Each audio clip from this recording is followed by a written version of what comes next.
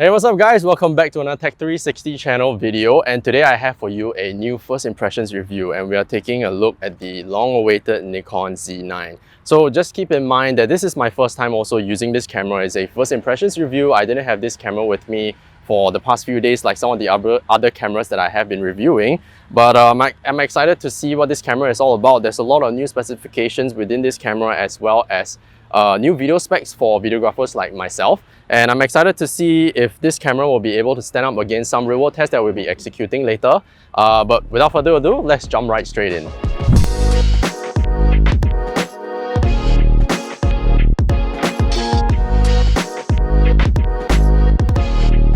Now, before we talk about the body, I just want you guys to take note that this is a pre-production unit, so whatever I say during the time of this recording of this video might change in terms of the body design as well as the software. But without further ado, let's take a look at what the Z9 is all about. So coming in at 1.1 kilograms without the battery, if you include the battery and two cards, this camera will weigh up to 1.4 kilograms. Speaking of the two cards, you have a dual XQD as well as dual CF Express card slot, which is really interesting.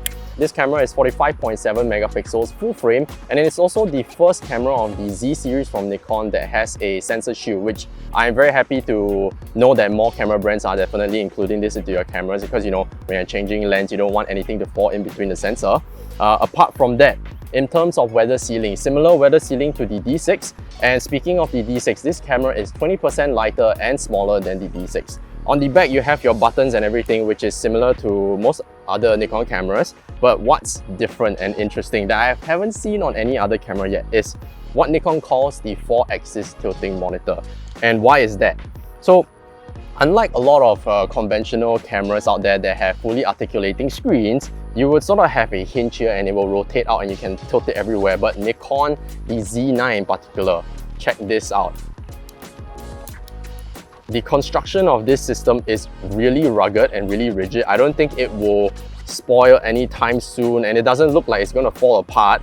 It's held together a lot by hinges, and everything is made out of a metal construction. So definitely seeing this to last for a very long time. But one thing I would say right off the bat is that it does take some getting used to. Obviously, this is my first time using this camera as well. It's a little bit, I'm still very new to this, but I can see how this will be very useful for me if I'm shooting in portrait or landscape orientation.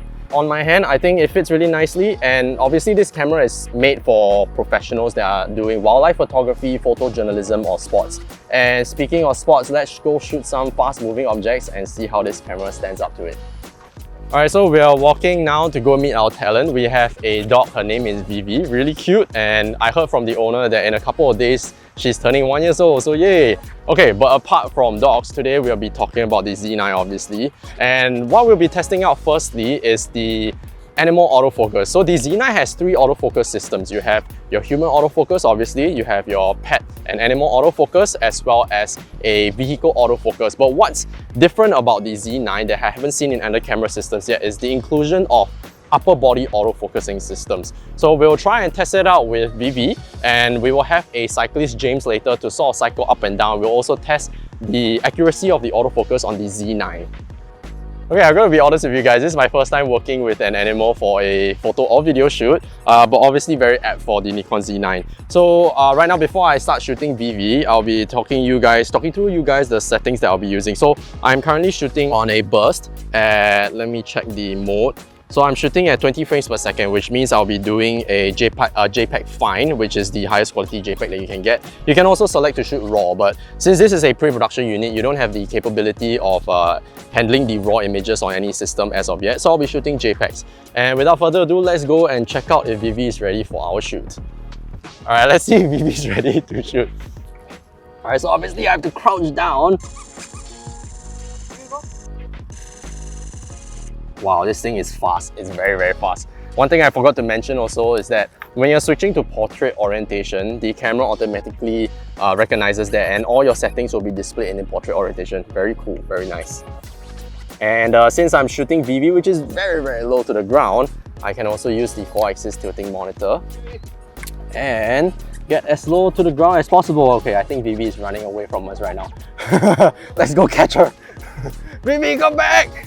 Yes, run, run, run! Oh, there you go. Okay, wow. This is a lot more tiring than I expected. Come, baby!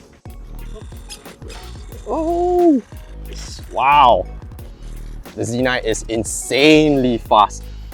Bibi is really small and she's running really quickly around, but I'm just looking at the autofocus tracking system on the Z9 right now and it's really accurate. I'm not trying to over exaggerate. So when you're shooting with the animal autofocus, the camera actually has a yellow box around the subject, and that's how you know if it's tracking the subject. And so far, I have to definitely go back to the studio to check how accurate this is, but just looking at it from this right now, I think it's tracking perfectly well. So I mentioned before just now that the camera has 3 different autofocusing modes, but I also forgot to mention that you have 3 different frame rates to shoot at. So while I was shooting VV, I was shooting at 20 frames per second, but you can obviously also choose to shoot at 30 frames per second, which is JPEG only, 20 frames per second, RAW or JPEG. And this is quite interesting, which I'm going to test out in a moment, 120 frames per second. The downside of it is that you can only shoot at 11 megapixels, but I believe for photojournalism or for people that shoot sports, if you want to get the images out immediately, you don't want to have to exactly go through editing them, 11 megapixels is fine for you. But obviously I want to try and see how well this focuses, and 120 frames per second, come on. It is basically a slow-mo video. So let's get James on the bike and we'll test it out right now. Alright, let's try this 120 frames per second out on the Nikon Z9. I have James all the way down there and I'm shooting now on a 1/640th of a second. I'm gonna be shooting at f3.5 ISO 320. So take note, like I mentioned previously before, you can only shoot at JPEG with 120 frames per second at 11 megapixels. And I've heard from Nikon Singapore that even when you're shooting at 11 megapixels, you're still using the full frame. So you're not cropping in. So without further ado, let's give the signal to James and have him cycle down. I'm going to be using 3D tracking. So what it does is that if I half press the camera, it will focus on James. It should focus on James. So let's test this out, and then all the way when he comes by. Alright, so the street is empty. Let's give James a signal and wait for him to come by. Right, so I'm half pressing the camera right now. Oh, it seems to be missing James slightly.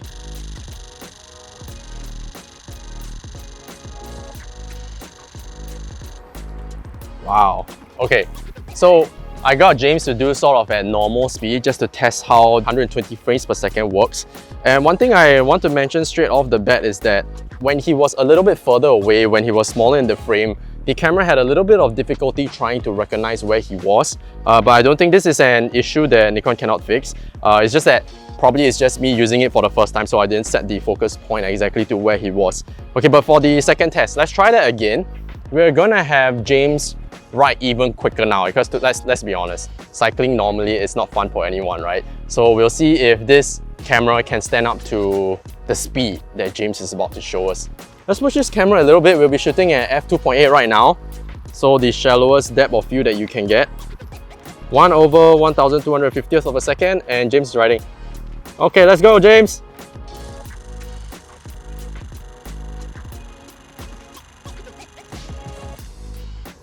Okay, so my bad, I guess I didn't tell James to ride fast. Okay, I have to be honest with you guys, I kind of forgot to let James know to ride fast, so we're gonna have him start all the way back there again. Sorry, James. But with that, we're also gonna try and test out the 70-200 and see if we can shoot close up. So this would basically have us get a more compressed depth of field, as well as James will be a lot bigger in the frame. So I've also changed the autofocusing mode. So before we were using 3D tracking, right now I'm just using the standard autofocusing mode, as well as the autofocus subject detection. So the camera will recognize if you're shooting an animal, a human, or a vehicle. So okay, let's give this a shot. Okay, so I'm not even half pressing. The camera is recognizing that James is coming down. Look at that speed, wow. Wow. All throughout, up to the point where he passed by me, the autofocusing was just tracking exactly on his face, and when he was close enough, it was tracking his eye as well, which is really impressive. So let's just go through the images to see what we're looking at. So obviously 120 frames per second. That is a lot of frames to go through. So if you do your math, I was shooting about 4 seconds, 120 frames per second. So if anyone can do the math, leave a comment down in the section below to see how many frames exactly I was shooting. But just checking it out. And I'm zooming in really close to see if it's accurate. The bokeh is so nice on this lens.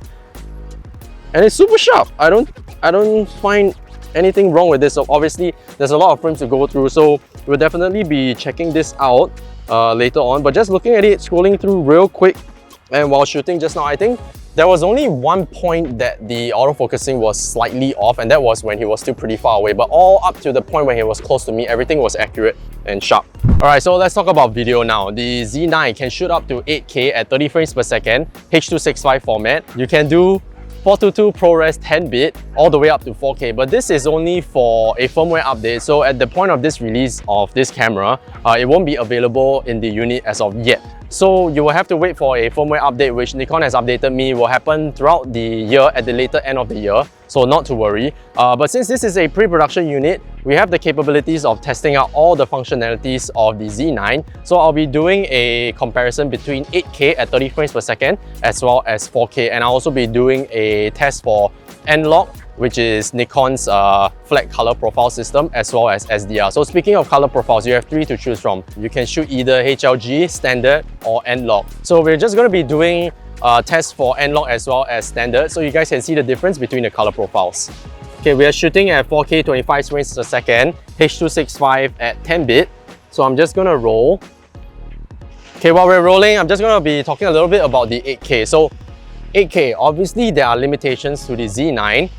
You can shoot up to 125 minutes provided if you have a fast enough card, and obviously a card that has a large enough size to contain all the information. Also, one thing to note is that the Z9 is specified to actually work to record 125 minutes, 8K, 30 frames per second, only when the ambient temperature is 23 degrees Celsius. So fortunately for us today, it kind of rained a little bit just now. So we're fortunate enough to have really blue skies and the temperature isn't so hot. So let's just see how the 8K will stand up against the temperature that we have today. Okay, now we're shooting at 8K 25 frames per second because we're in Singapore. So for the rest of you that are shooting overseas, you might be using 30 frames per second. Obviously, I can't really tell the difference between 4K and 8K of this 3.2-inch LCD monitor. I want to say it's clearer, but because this screen is so small, I can't exactly tell you the details as of yet. But it does look sharp. It does look really crispy. The colors are really nice. I'm shooting at standard color profile right now, so I'll switch over to N-Log in a short while. So I'm recording now. We have about 38 seconds of footage, which is good enough to compare the 4K and 8K. But let's hop over into N-Log right now. Okay, so we were comparing 4K and 8K. You've seen the differences between 4K and 8K footage. Let's try and see how the difference of N-Log and standard color profile looks like. So I'm just going to roll it right now. Just looking off the screen, it looks really flat. Dynamic range is properly exposed, and it seems like the colors are, I'm shooting I don't know what this flower is called, pardon me, but I'm shooting the flower that is pink to my eye, and it comes out a little bit violet on the screen. But obviously, with a little bit of color grading, nothing can be, everything can be changed. But I'm just looking at the foreground and the background information.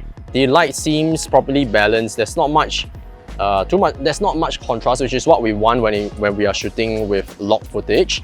But let's hop over to standard color profile and see how big of a difference that is. Okay, so we just hopped over to standard color profile. I'm just going to roll it. So obviously you can see very much of a difference, and I didn't change any of the camera settings. We're still at 1/50th of a second, f6.3 at ISO 100, and right off the bat, just looking at the standard color profile, you can tell that the image is a lot darker now. So that is the main difference between log footage and standard color profile. So with standard color profile, the colors are really vibrant. So it's kind of like a Rec 709 footage. Imagine you're shooting JPEG versus RAW on the camera. So obviously when you shoot RAW or log, it's a lot flatter, so you can do more post manipulation in color grading if you may choose to do so. But for videographers that want to get out their footage really quickly, standard color profile is perfectly fine. You just have to make sure that you balance everything in the camera perfectly, because you have a little bit more restriction when it comes to color grading in post, because the dynamic range is already stretched out. But I'm actually loving how the footage looks right now. Oh yeah, I forgot to mention, for this footage when we're testing the log footage as well as the standard color profile, I am shooting at 4K, 25 frames per second.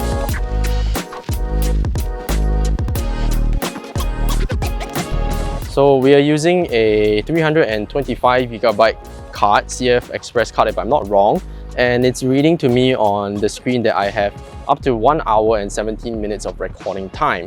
And just panning from side to side, I noticed that there is really barely any rolling shutter that's obvious on the screen. The lines are all really crispy. There's no sort of like jagged movements when I'm panning left and right, which is really comforting to know.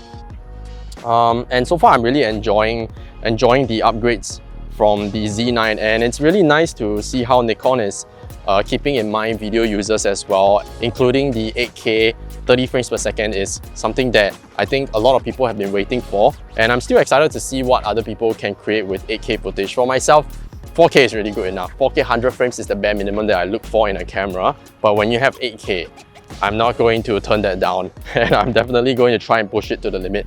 But I guess for today, this is really all that we can test out so far. For 8K, the footage has not failed for me. Shooting N-Log SDR, both very capable. Shooting at 4K, obviously we don't have time to test every single thing from this camera. And I think we've been shooting for close to around 2 hours now, and I think it's time to talk about battery life. So far, I think when Nikon passed this camera to me to test out at the beginning of the shoot, I was starting at full battery percentage, and right now after 2 hours of shooting photos, VV running around, James cycling up and down, sample footage, 8K, 4K, N-Log, HLG, SDR, pretty amazing. Only 1 bar down. The CPAR rating of the Z9 is up to 700 photos, but Nikon Singapore has tested it out over 2 days and it has gotten up to 2,000 photos with 30% battery remaining. So I can definitely see why, because even shooting after so long, only 1 bar down. So speaking of the battery, if it ever runs out, which I think is very difficult to do so, you have the capability of using a USB-C, so you can use a power bank to charge your camera. For users that have a D4, D5 or D6, you can use the battery on the Z9 as well. Speaking of which, it's not exactly the same battery, but the Z9's battery is obviously improved version of the similar batteries that you have for the D4, D5 and D6. Alright, so closing thoughts. What do I like and what do I not like about the Z9? So keep in mind again, this is my first time using the camera, and obviously this is a pre-production unit. So at the point of this recording of this video, I still do not have the price as well as the availability of the Z9. So Nikon is trying to keep it really exclusive, and we haven't actually gotten any news yet. But I can say for sure that the camera is going to be releasing later half of this year, since we're already in October. But thoughts. Let's talk about my thoughts and my opinions. So take note, this video is not sponsored by Nikon, so I am free to say whatever I want. And just using this camera for about 2 hours or so now, I haven't had any issues with it. Obviously, we have to go back and check the accuracy of the autofocusing and everything, but just right off the bat, using the camera and looking at the screen, I had no issues with it. The autofocus seemed really accurate. Video was fantastic. Being able to shoot 8K has widened a lot of interesting aspects for me to shoot out in the, if you're doing wildlife photography or if you're doing sports videography. Definitely a lot of things you can explore there. In terms of 4K footage, having the ability to shoot 100 frames at slow motion is something that I look out for, as I previously mentioned, and this camera can do all of that. One thing that I was concerned when I was invited to use the Z9 is that how would this camera be feeling like in terms of its weight? So obviously when you're going out to shoot, I believe like photographers like myself, we don't want a camera that's too heavy, but actually I'm very confident to say that the body weighing only at 1.4 kilograms, which is not too heavy and not too light at the same time, and attaching this beast of a lens, the 70-200, I've been using it for around maybe 30 minutes or so, carrying it with a strap. Haven't had any issues so far, and the body fits really nice in my hand. So overall, to be very honest with you, having this camera for 2 hours, I haven't found anything that I don't like about the camera itself. But if there is one thing I would say is that there are so many buttons on this camera. Even switching between the ISO settings and going through the new menu system, which is revamped, takes a little bit of getting used to, which I was a little bit fumbling a little bit myself as well. So I needed my friends from Nikon to sort of guide me through. But That's the only thing that I would say for now. Obviously, if you have this camera and if you purchase it, you use it for a while, it just needs a little getting used to, and I'm sure the menu settings and everything will come at the tip of your fingers. But I guess that will do it for me. I hope you guys enjoyed my first impressions review of the Nikon Z9. Keep a lookout for the full review because that will be coming soon. And as usual, make sure you follow us on all our social channels, and if you like, you can also follow me at Ryan Mamba. I hope you guys enjoyed this Ryan Mamba's perspective, and I'll see you guys in the next one.